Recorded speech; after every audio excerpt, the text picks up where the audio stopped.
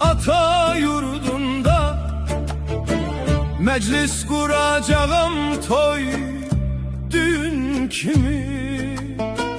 Koşulup özümde oynayanlara ortada süzeceğim ah kendli kimi.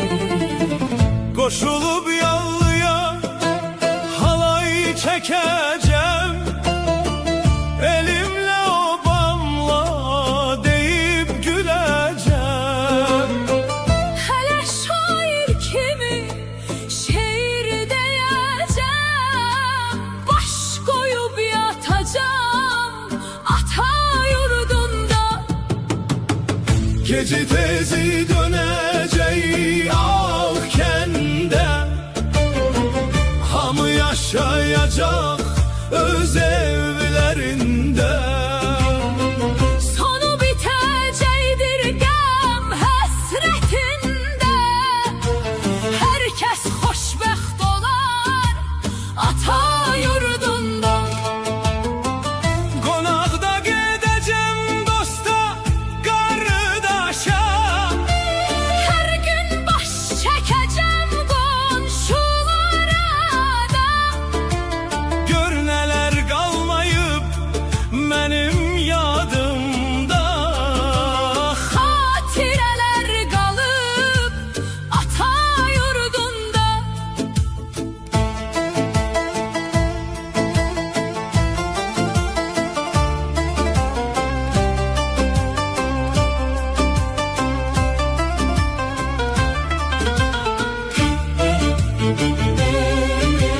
Tezden kalkacağım dan sökülende, ekip becereceğim gül çiçeklerde.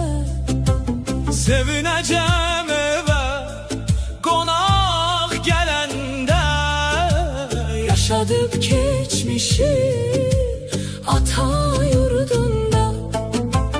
Aslan fedaiyem, arzularım var, eminem bir gün hamısı çin olar. Bizlere el koyup gidip atalar, yazıp yaratacağım